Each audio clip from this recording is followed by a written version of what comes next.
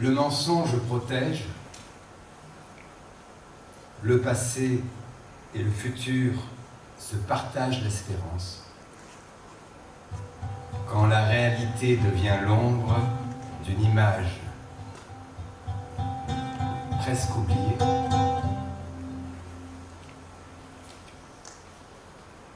Herminia.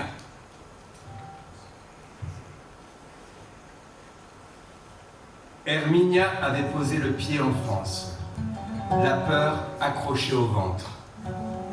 On parlait de frontières, mais aucun trait n'indiquait la rupture avec la folie meurtrière.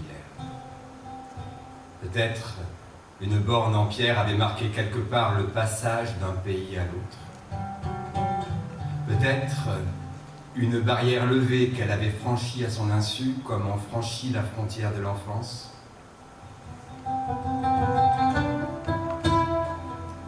Elle marchait parmi la foule en fuite.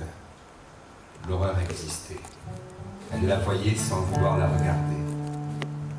Elle avait croisé un enfant mort dans un fossé.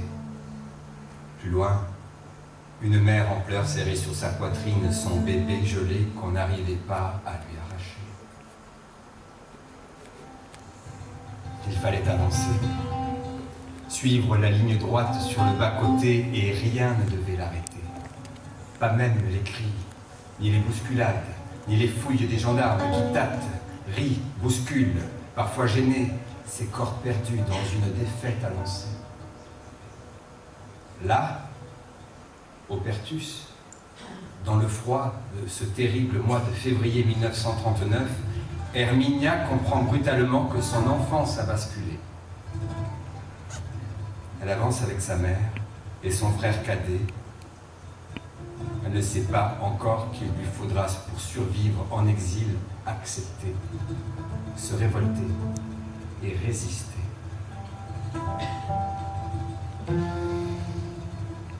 Des voies ferrées se croisent et se recroisent.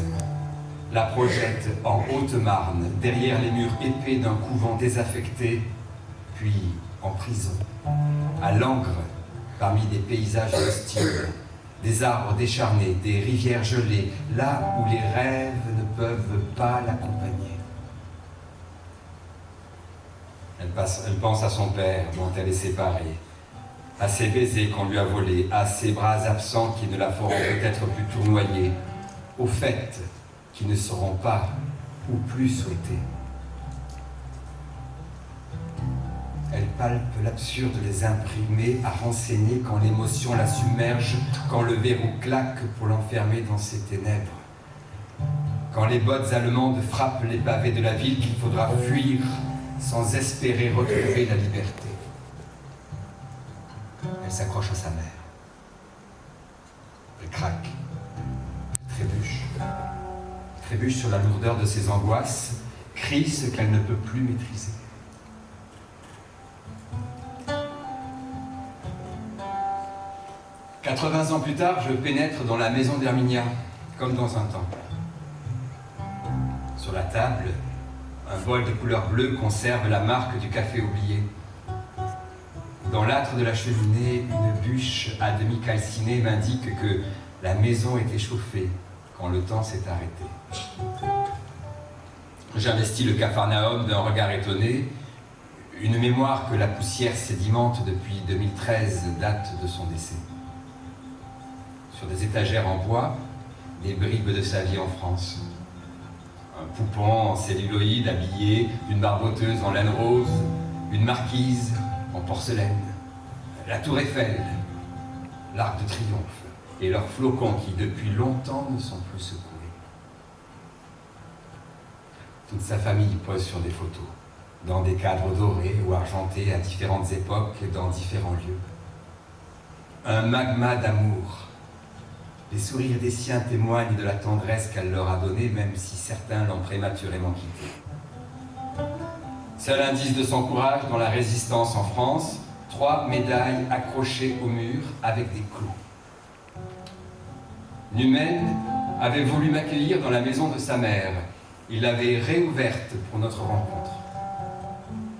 Assis à la table en chêne, il croise ses mains. Elle tremble légèrement, quand il remonte la pendule du temps, celle de la salle à manger est devenue muette depuis toutes ces années. Numen est ému. Il fait défiler la vie de sa mère dans ses yeux clairs couleur de rivière. Ensemble, nous roulons à bicyclette en temps de guerre et de résistance en Ariège. Herminia a choisi de vivre libre, sans penser qu'elle pourrait mourir. À 16 ans, la mort est abstraite, la vie concrète et le courage une évidence pour cette adolescente. Elle résiste, elle se révolte et elle apprend à dire non à l'oppression. Comme son père, syndicaliste, comme Crescencio, son futur mari combattant dans le maquis. Elle lui dit oui et devient résistante. Elle lui dira oui plus tard, après la guerre, quand ils voudront se réunir pour l'aventure de leur vie. Herminia, calme et sereine, parcourt des kilomètres en train, à bicyclette, sur des routes ou des chemins. Elle n'a pas peur, et elle le dira plus tard, sourire aux lèvres. Il fallait le faire, et tout le monde l'aurait fait.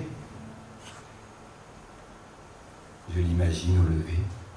Elle crêpe ses cheveux bruns, apprête haut son chignon. Il façonne la caverne indispensable pour dissimuler les messages qu'elle se transmettra aux guérilleros cachés dans la montagne. Elle est sereine quand elle les transporte parfois cachés sous sa selle ou dans le guidon de sa bicyclette. Toujours sereine quand, assise sur sa valise destinée au maquis, le soldat allemand l'interpelle, puis la chahute pour tenter de la séduire. Alors, elle rit. Herminia n'hésite pas. Elle fait comme il faut le faire, comme tout le monde l'aurait fait.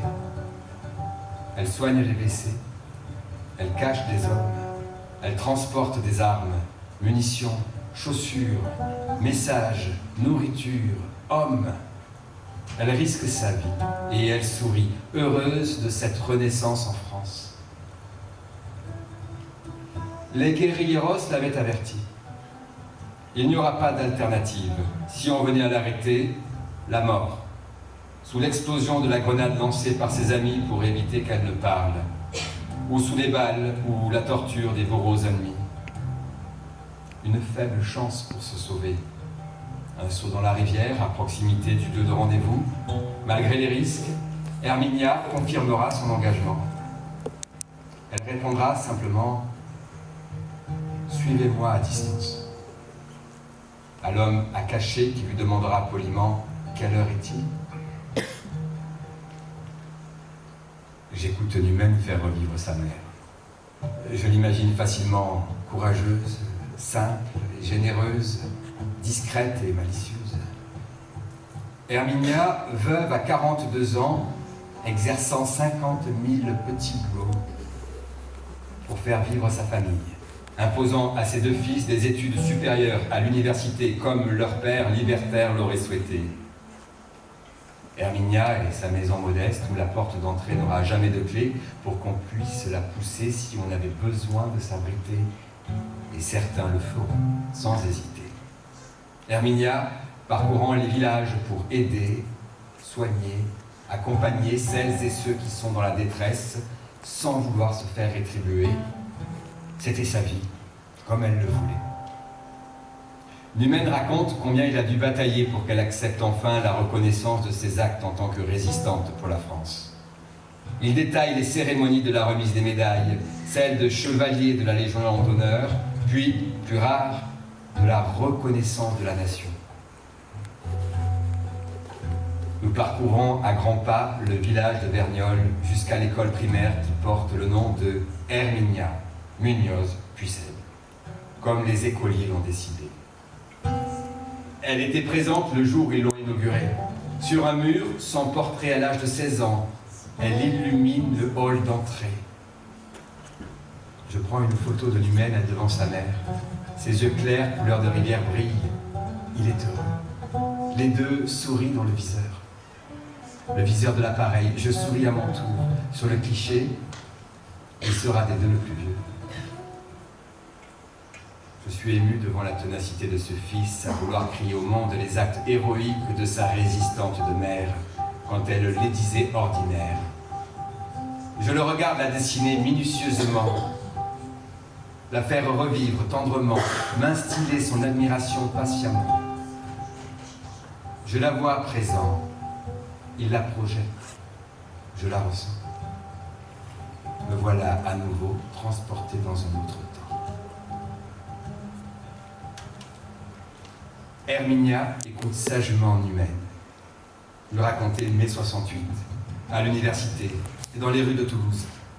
Il la croit éloignée de l'agitation et de l'engagement politique depuis son petit village. Aussi veut-il lui faire partager ses combats courageux face à l'enjeu de la transformation politique et sociale. Il se présente en héros. Il s'agite sur sa chaise, décrit les événements, les revendications, les barricades, les défilés. Sa verve s'emballe. Les mots s'entrechoquent en butant les uns contre les autres. Il chante les slogans, les charges des CRS, les coups des matraques que les manifestants ont reçus. Mais De Gaulle, enfin, a perdu. Secrètement, il espère forcer son admiration, voir ses yeux noirs s'arrondir de fierté.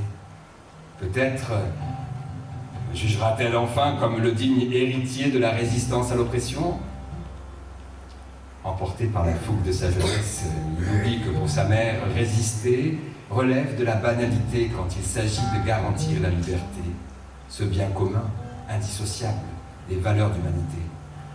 Alors, pour le lui rappeler, Herminia lui dit « Tu as manifesté quel jour ?»« Ah, au même moment, je suis allé avec le voisin livrer des armes aux résistants espagnols, à la frontière, dans les montagnes des Hautes-Pyrénées. En montant au col, la Mi-6 chauffait sans arrêt. J'ai dû m'arrêter souvent pour que le moteur refroidisse. Tu pourras la réparer, toi qui t'y connais en mécanique. »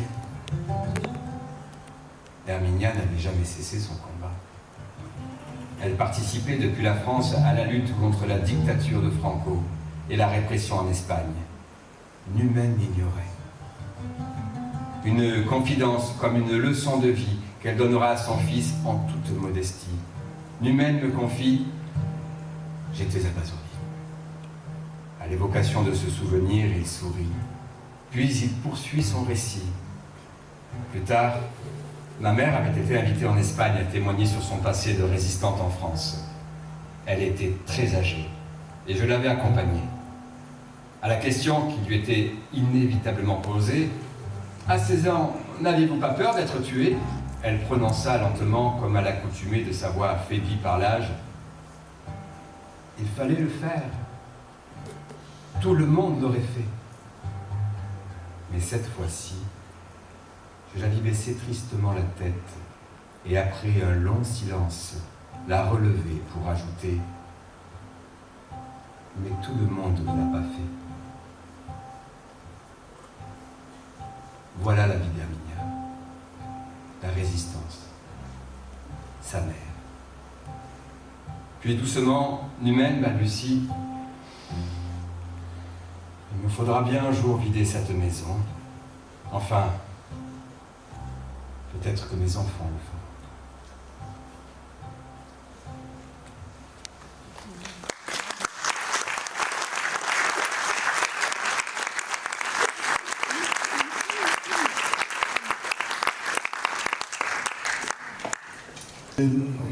C'est vrai que quand on a des parents, on pense que ce sont toujours les meilleurs et on les idolâtre. Mais là, je vous assure que j'ai eu des parents exceptionnels. Déjà, le récit de Manuela le prouve un petit peu. Mais au-delà de ces faits d'armes qu'elle a fait pendant la résistance, et puis on pourrait en parler pendant plus d'une heure, parce qu'il y a des choses extraordinaires, dignes des films les plus improbables des faits. Il y a eu le courage de cette femme qui a été veuve à 42 ans. J'avais à peine 18 ans quand mon père est mort. Mon père, qui entre parenthèses, a enlevé le drapeau nazi du château de Foix. Foix qui a été exclusivement libérée par les guerriers Espagnols. C'est la seule préfecture de France.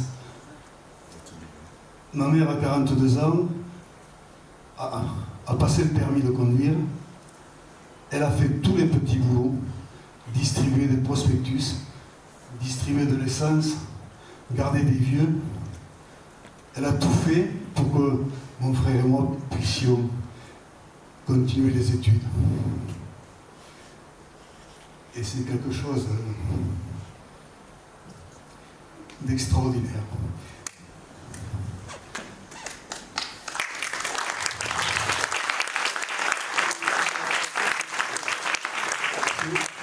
Ce que je voulais dire, mais je ne voudrais pas non plus trop alourdir, c'est que au lendemain de la libération, quand je dis le lendemain, c'est le lendemain de la libération de Fouan, alors que le lycée, qui était occupé le jour avant par les Allemands, l'état-major allemand, c'est l'état-major de la résistance qui l'a occupé.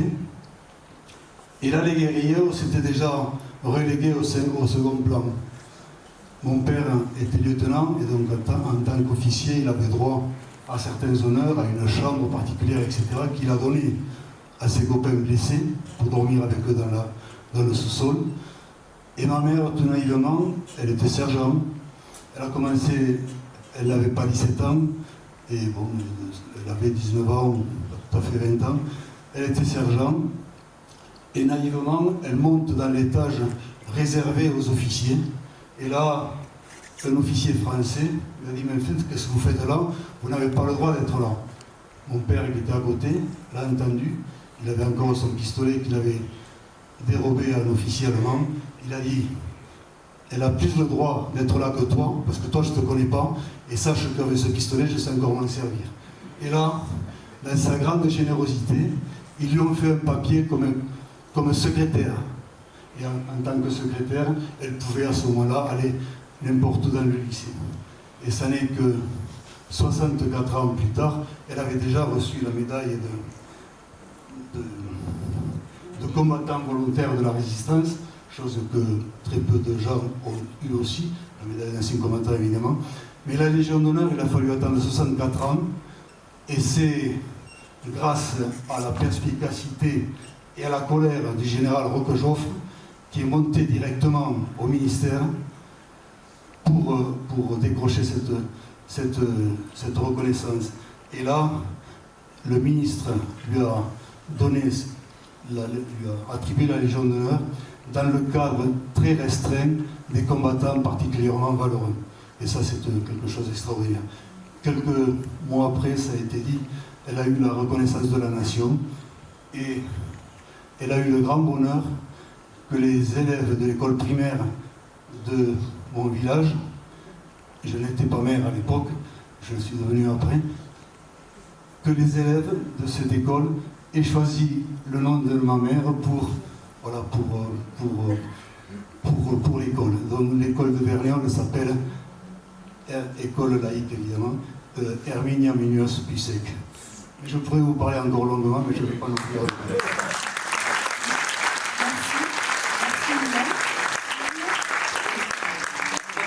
Rapide avec Manuel, je voulais encore la féliciter franchement pour son travail. Nous nous connaissons depuis un peu avant les 80 ans de la vétérane, mais je peux dire que sans cesse, elle passe son temps et sa vie à apporter l'histoire, notre histoire, d'enfants, et franchement c'est un travail formidable.